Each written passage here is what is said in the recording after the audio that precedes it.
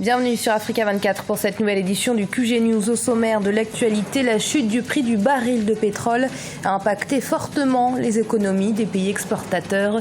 C'est le cas du Tchad, contraint de prendre des mesures d'austérité. L'opposant gabonais Jean Ping a déposé un recours devant la Cour constitutionnelle. Il demande le recomptage des voix de l'élection présidentielle du 27 août, gagnée par le président sortant Ali Bongo Ondimba. Fermeture ce 9 septembre de l'exposition Béton à Kinshasa. Il s'agit de sa première édition. Elle vise à dynamiser le secteur de la construction par le biais d'investissements provenant du secteur privé. La lutte contre le terrorisme et la chute du prix du baril de pétrole ont plongé le Tchad dans une situation de crise économique. Ces facteurs ont contraint les autorités à prendre des mesures, parmi elles les restrictions budgétaires. Et les observateurs craignent que ces mesures d'austérité n'aboutissent à une grogne sociale. Oumou Keltsomba. Au Tchad, le Conseil des ministres du 31 août 2016 a décidé d'adopter des mesures pour pallier la crise financière. Ces mesures prévoient des coupes budgétaires dans plusieurs ministères et grandes institutions de la République. Désormais, les agents de la fonction publique nommés par décret devront renoncer à 80% de leur indemnité relative à leurs fonctions. Une mesure de restriction budgétaire qui ne fait pas l'unanimité au sein de la classe politique. Ce n'est pas seulement revoir les indemnités des députés ou des décrétés. Il faut revoir maintenant toutes les institutions. Le Conseil économique et social, la médiation, la Chambre des comptes, le Cour des comptes, etc. C'est mieux de penser sur la corruption, la mauvaise gestion. Vous voyez? C'est ça ce qui est important. Au Tchad, il y a de l'argent. Il ne faut pas dire qu'il n'y a pas d'argent. Mais c'est le problème de la gestion. Notre pays est un pays agro-pastoral. Si aujourd'hui on a une très bonne gestion, je crois qu'avec l'argent du pays, ça suffit. Aujourd'hui, le Tchad traverse une crise économique et financière aiguë. Une crise qui a des retombées directes sur le social. Une crise qui touche même le panier de la ménagère. Donc, malheureusement, dans ces programmes, il n'y a pas un plan immédiat, un plan à court terme de sortie de la crise.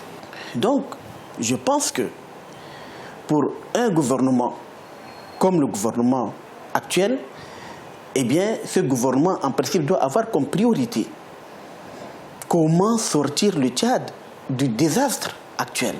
Pour soutenir l'économie du pays, les députés ont décidé de concéder la moitié de leur indemnité au profit de l'effort national, considéré par les observateurs comme budgétivore et sans impact réel sur la vie de la nation. L'Assemblée nationale est l'une des institutions les plus dispendieuses du pays et suscite des réactions divergentes.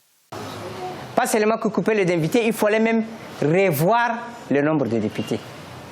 Le Tchad n'a pas besoin de ces multitudes de députés. On a besoin peut-être 4 députés par région, à raison de 22 régions, ça fait 84, 88, plus 4 pour la ville de N'Djamena, et on a au moins une centaine de députés, ça suffit. Il y a des députés qui n'ont même pas depuis, qui sont élus, n'ont même pas mis pied à l'Assemblée, ou bien n'ont même pas donné une version ou un point de vue sur le pays. Donc ça c'est à quoi? C'est le coquille vide. Les autorités traditionnelles et coutumières ne sont pas épargnées par les mesures budgétaires du gouvernement. Les salaires des chefs de canton sont revus à la baisse, alors que ceux des goumiers sont simplement supprimés. Cela a été annoncé ce jeudi 8 septembre. Jean Ping a déposé un recours devant la Cour constitutionnelle pour contester les résultats de l'élection présidentielle gabonaise du 27 août, des résultats qui ont donné vainqueur le président sortant Ali Bongo Ondimba. L'opposant demande un recomptage des voix dans la province du Haut-Ogooué et craint que cette élection, qu'il estime frauduleuse, ne plonge le pays dans une grande instabilité. Écoutez-le. Il ne fait aucun doute qu'en cas de non-respect de la réalité du vote des Gabonais par la Cour constitutionnelle, le peuple, qui n'aurait dans ce cas plus rien à perdre face à un pouvoir qui ne le considère pas, qui l'emprisonne, qui l'opprime et tue sans cesse, prendra son destin en main. Oui, je crains fort qu'un nouveau faux pas de la Cour constitutionnelle serait le facteur d'une instabilité profonde et durable du Gabon. La Cour constitutionnelle a maintenant le choix entre la stabilité ou l'instabilité du Gabon. C'est une très lourde responsabilité pour ses membres. Au Maroc, la fréquentation touristique a connu au premier semestre 2016 une baisse de près de 3% par rapport à la même période l'année précédente. Il s'agit des dernières données publiées par l'Observatoire du tourisme du Royaume, une contre-performance qui s'explique par un contexte sécuritaire instable dans la sous-région. C'est un sujet de Zahra Mohamed Moutiouf. 4,2 millions, c'est le nombre de touristes que le Maroc a accueillis au premier semestre 2016, indique l'Observatoire du tourisme. Le secteur est ainsi en recul, une baisse de 2,6% par rapport à la même période en 2015. La hausse de 1,7% des visites des Marocains résidant à l'étranger n'a donc pas réussi à rattraper le repli du secteur, qui représente jusqu'à 10% du PIB. Cette baisse est due principalement au mois de Ramadan qui connaît une stagnation du tourisme. Les chiffres du mois de juillet sont en redressement. Nous aurons un bel été et nous finirons l'année sur une augmentation de 1% ou pire, une stagnation. Une baisse due au mois de Ramadan, mais pas seulement. Le tourisme marocain est également affecté par le contexte régional, un contexte international frappé d'une baisse de fréquentation des touristes étrangers après les attentats, notamment au Bardo et à Sousse en Tunisie, c'était en 2015. Des attentats perpétrés également sur le sol égyptien. Il y a un lien direct avec la situation sécuritaire, pas uniquement dans la zone arabe ou africaine, mais également en Europe, puisque l'Europe, il y a eu beaucoup d'attentats terroristes, notamment à Nice, à Paris, en Allemagne, à Bruxelles, en Turquie, etc. Et donc, ça a créé un climat de peur, un climat de crainte également. Les gens craignent de prendre des avions, puisque l'attentat de Bruxelles était un attentat meurtrier, et idem pour l'attentat de l'aéroport d'Istanbul. Donc, les gens ne veulent pas prendre des avions, mais également la situation dans la zone africaine avec les menaces de Boko Haram, les menaces de Daesh en Libye, fait que les tours opérateurs, c'est-à-dire les agents qui s'occupent des activités touristiques, reconsidèrent ces destinations. Ça ne concerne pas uniquement le Maroc, ça concerne l'Algérie, ça concerne la Tunisie. Depuis 2011, le Maroc est épargné par les attentats terroristes. Depuis 2014, le dispositif Hadar a été déployé, une politique sécuritaire offensive donc, pour prévenir le risque terroriste dans les sites touristiques notamment.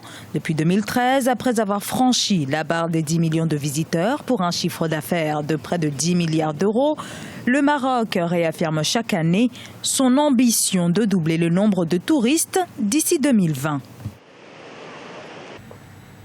Première édition de l'Expo Béton à Kinshasa. L'événement a ouvert ses portes ce 8 septembre avec pour thématique les opportunités dans la construction en République démocratique du Congo. Les acteurs du secteur de l'habitat, de l'aménagement du territoire ou encore de l'industrie ont réfléchi à la manière de dynamiser la filière construction dans le pays avec notamment l'appui du secteur privé. C'est un reportage de notre correspondant Jacques Amboka. Expo 2016, les opérateurs évoluant dans le domaine de la construction exposent et réfléchissent à Kinshasa sur le développement de ces secteurs. Plusieurs opérateurs participent à cette exposition. La RDC, qui veut atteindre son émergence en 2030, veut mettre l'accent sur les secteurs de la construction. C'est mettre tous les professionnels du secteur. Nous avons 4 thèmes principaux. C'est l'habitat, c'est l'aménagement du territoire, c'est l'industrie et l'emploi, ainsi que la filière qui va donner l'occasion de créer des nouveaux métiers, et c'est les infrastructures et les partenariats publics-privés. Et aussi, nous partons du fait que tout ça est en train de se faire, mais pourrait être aussi soutenu par le secteur privé.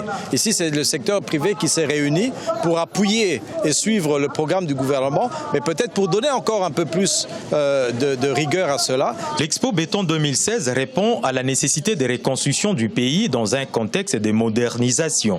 Pourtant, l'insuffisance d'industrie de la filière construction, notamment les cimenteries, est un défi à relever pour atteindre les objectifs fixés. Que ce soit les infrastructures routières, que ce soit même au niveau de l'habitat, le Congo est encore non seulement à peupler, mais à construire aussi. On peut bien peupler, mais il faut offrir un cadre de vie décent aux citoyens. Mais ils ne peuvent pas dormir en ville, dans des maisons en chaumière. Il faut vraiment, il y a un besoin criant pour la rénovation, la restauration, un relifting de l'urbanisme au niveau du Congo. Selon l'Agence nationale pour la promotion de l'industrie, la RDC a un déficit de plus de 3 900 000 logements, soit 265 000 logements à construire par an. Un marché florissant pour les opérateurs du secteur qui accourent de partout pour inspecter les terrains. Beaucoup attendent du gouvernement un cadre juridique qui garantit la sécurité de leurs investissements avant de s'engager. Et ce journal a été préparé par l'ensemble de la rédaction. Merci de l'avoir suivi. Restez sur Africa 24. Dans un instant, une nouvelle édition de l'information.